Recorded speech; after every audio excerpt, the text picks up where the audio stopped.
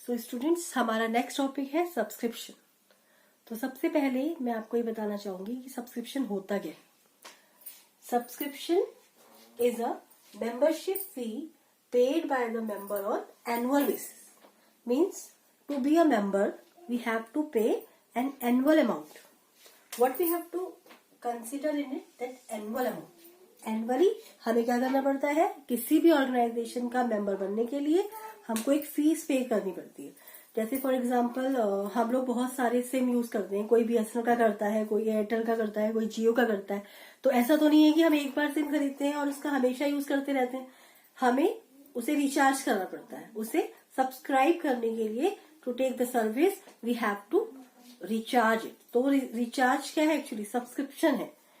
तो ऐसे ही एक और नॉट फॉर प्रॉफिट ऑर्गेनाइजेशन के लिए सब्सक्रिप्शन क्या है, एक ऐसी इनकम है जो एनुअल बेसिस पे उसे मिलती रहती है। तो इससे एक बात तो क्लियर हो गई कि एक एनपीओ के लिए ये क्या है, रिसिप्ट है। क्या है, रिसिप्ट। बट बच्चों, आपको ये भी पता है कि रिसिप्ट टू टाइप्स की होती है। एक होती है रेवेन्यू रिसिप्ट और दूसरी होती है कैपिटल रिसिप्ट। अब रेवेन्यू रिसिप्ट और कैपिटल रिसिप्ट में जो मेन डिफरेंस होता है वो क्या होता है कि रेवेन्यू रिसिप्ट हमारी होती है रिकरिंग नेचर की और कैपिटल रिसिप्ट हमारी होती है नॉन रिकरिंग नेचर की।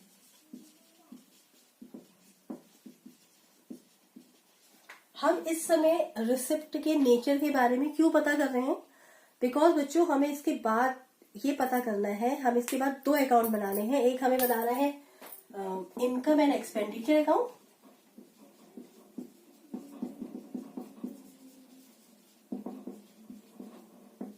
और दूसरा हमें बनाना है बैलेंस शीट।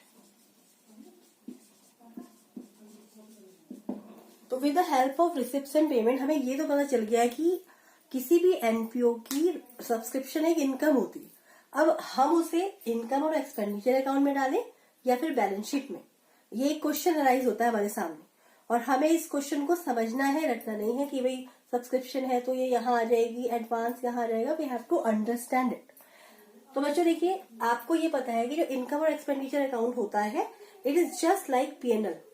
पीएनएल में क्या आता है, जैसे पीएनएल में हमारे जो रेवेन्यू नेचर के जो आइटम्स होते हैं, चाहे वो एक्सपेंसेस हो, चाहे वो पेमेंट हो, चाहे रिसिप्ट्स हो, वो आती है। ऐसे ही इनकम और एक्सपेंडिचर अकाउंट में भी सेम हमारे रेवेन्यू नेचर के जो आइटम है वो आते हैं। तो जो हमारी अगर हमें एनुअल बेसिस पे सब्सक्रिप्शन मिल रही है, इसका मतलब इसका नेचर क्या हो गया, रिकरिंग नेचर का। तो रिकरिंग नेचर का कौन सी रिसिप्ट होती है, रेवेन्यू रिसिप्ट। और रेवेन्यू रिसिप्ट कहाँ जाती है, इनकम और एक्सपेंडिचर अकाउंट में जाती है, ना कि बैलेंस शीट में। तो हमको ये तो पता चल गया कि इनकम और एक्सपेंडिचर अकाउंट में हमारी सब्सक्रिप्शन जाने वाली है। कहाँ जाएगी, सब्सक्रिप्शन हमारी इसमें जाएगी। बट अब इसमें भी 3 केसेस बनते हैं। जरूरी नहीं है कि सब लोग सब्सक्रिप्शन पे कर दें। कुछ लोग सब्सक्रिप्शन पे कर सकते हैं, कुछ लोग सब्सक्रिप्शन पे नहीं भी कर सकते हैं और कुछ लोग एडवांस में भी सब्सक्रिप्शन पे कर सकते हैं। तो जो 3 केसेस हैं वो क्या है, सब्सक्रिप्शन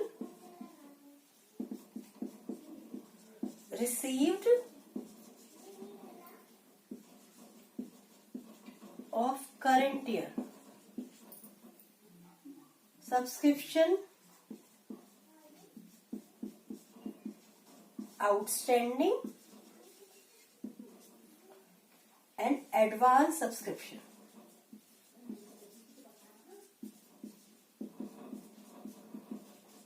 अब बच्चों ये 3 केसेस हैं, subscription received of current year, subscription outstanding and advance subscription. तो अब हमें इन तीनों आइटम्स को या तो वो इनकम और एक्सपेंडिचर अकाउंट में जाएंगे या फिर बैलेंस शीट में जाएंगे। तो अब हमको कैसे पता चलेगा कि ये आइटम कहाँ जाएंगे।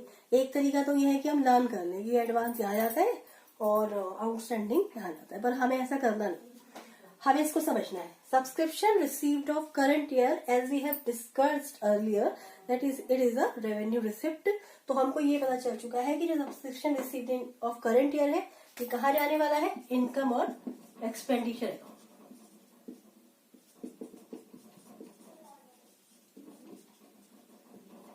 अब बचते हैं ये दोनों, सब्सक्रिप्शन आउटस्टैंडिंग और एडवांस सब्सक्रिप्शन। अब सबसे पहले सब्सक्रिप्शन आउटस्टैंडिंग होता क्या है?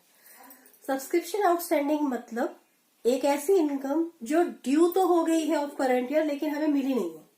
अब ड्यू हो गई है लेकिन मिली नहीं है, ऐसी एक रिसिप्ट जो ड्यू हो गई है मिली नहीं है, वो क्या कहलाती है? एसेट कहलाती है। ये हमने 11th में पढ़ा था कि ऐसी एक इनकम जो हमें मिलने वाली होती है वो हमारे लिए क्या कहलाती है? एसेट्स कहलाती है। तो अगर ये एसेट्स कहलाती है तो अब आपको पता है कि एसेट्स कहाँ जाते हैं? बैलेंस शीट में। कहाँ जाते हैं? बैलेंस शीट में। तो ये बैलेंस शीट में जाएगी, ये तो समझ में आ गया, बैलेंस शीट में जाएगी। और कहाँ जाएगी? एसेट साइड में जाएगी, बैलेंस शीट के एसेट साइड में ये जाएगी। अब जो थर्ड केस है एडवांस सब्सक्रिप्शन। एडवांस क्योंकि बच्चों जो अमाउंट होता है ना सब्सक्रिप्शन का वो बहुत ही मिनिमम होता है, तो कुछ लोग एडवांस भी पे कर देते हैं। अब कोई ऐसी इनकम है जो हमें एडवांस में मिल गई है तो वो क्या कहलाई जाती है?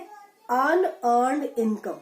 अनअर्न्ड मतलब वो हमें मिल गई है लेकिन अभी ड्यू नहीं हुई है। तो ऐसी इनकम बच्चों जो हमें मिल गई है लेकिन ड्यू नहीं हुई है तो वो एक इंटरनल लायबिलिटी कहलाती है किसी भी बिजनेस के लिए। और लायबिलिटी आपको पता है एसेट की तरह कहाँ दिखाई जाती है? बैलेंस शीट में दिखाई जाती है। और बैलेंस शीट के भी कौन से साइड में दिखाई जाती है? Liability side. Is it clear to you? एक बार मैं फिर से रिवाइज कर देती हूँ उसको। सबसे पहले हमने इसमें ये देखा था कि सब्सक्रिप्शन होता क्या है। Subscription is a membership fee paid by the member of on annual basis. Annually basis पे हर साल हमको सब्सक्रिप्शन को पे करना पड़ता है। उसके बाद हमने ये जाना था कि क्योंकि एक ये रिसिप्ट है, मिल रही है, इनकम है एनपीओ की, तो रिसिप्ट है। अब रिसिप्ट भी 2 टाइप्स की होती है, एक होती है रेवेन्यू रिसिप्ट, एक होती है कैपिटल रिसिप्ट। तो हमने ये पता लगाया कि भाई ये रिकरिंग नेचर की रिसिप्ट है, तो इसका मतलब ये कौन सी रिसिप्ट हो गई? ये रेवेन्यू रिसिप्ट हो गई। ठीक है। अब इसके बाद हमें 2 अकाउंट बनाने हैं, इनकम और एक्सपेंडिचर और बैलेंस शीट। अब सब्सक्रिप्शन इनकम और एक्सपेंडिचर अकाउंट में जाएगी या फिर बैलेंस शीट में जाएगी? तो क्योंकि इनकम और एक्सपेंडिचर अकाउंट बिल्कुल एकिन मतलब बिल्कुल सेम है पीएनएल की तरह, तो इसका मतलब जैसे प्रॉफिट एंड लॉस में सारी इनकम और एक्सपेंसेस जाती हैं ऑफ रिकरिंग नेचर, तो इसी तरीके से इनकम और एक्सपेंडिचर में भी क्या जाएगी? सारी रिसिप्ट और पेमेंट जाएगी। तो ये इनकम और एक्सपेंडिचर अकाउंट में जाएगी, बैलेंस शीट में नहीं जाएगी जो सब्सक्रिप्शन रिसीव्ड है। अब सब्सक्रिप्शन रिसीव्ड में भी 3 केसेस बनते हैं, या तो हमें सब्सक्रिप्शन रिसीव्ड हो जाएगी, या सब्सक्रिप्शन आउटस्टैंडिंग रह जाएगी, या हमें सब्सक्रिप्शन एडवांस में मिल जाएगी। अब ये 3 केसेस आपको मैंने अभी समझाए थे। सब्सक्रिप्शन रिसीव मतलब हमको मिल गई है, सब्सक्रिप्शन आउटस्टैंडिंग मतलब इस साल की इनकम है लेकिन मिली नहीं है, और एडवांस सब्सक्रिप्शन मतलब अभी ड्यू भी नहीं हुई है लेकिन वो इनकम हमें मिल गई है। तो subscription received of current year, जैसे हमने अभी ऊपर बात कर चुके हैं इसके बारे में, क्योंकि वो करंट ईयर की इनकम है और वो हमें रिसीव भी हो गई है। और रेवेन्यू रिसिप्ट है तो कहाँ दिखाई जाएगी? इनकम और एक्सपेंडिचर अकाउंट में दिखाई जाएगी। और सब्सक्रिप्शन आउटस्टैंडिंग मतलब एक ऐसी इनकम जो हमारी इस साल की इनकम है लेकिन मिली नहीं है, और ऐसी इनकम जो इस साल की इनकम है हमें मिली नहीं है तो हमारे लिए एसेट्स कहलाती है, इसलिए वो बैलेंस शीट में जाएगी, एसेट साइड में जाएगी। And the last point is advance subscription. Advance subscription मतलब इस साल की इनकम नहीं है लेकिन हमें मिल गई है। हमें मिल गई है तो एक इंटरनल लायबिलिटी है, जब वो अराइज होगी तो हम उसे वहां से चार्ज कर लेंगे, क्योंकि अब ये दोबारा हमको मिलने वाली नहीं है। तो हमारे लिए क्या कहलाई जाएगी? हमें कहाँ दिखाएंगे? हम इसको बैलेंस शीट में दिखाएंगे, लायबिलिटी साइड में दिखाएंगे। I hope the topic is clear to you. Thank you.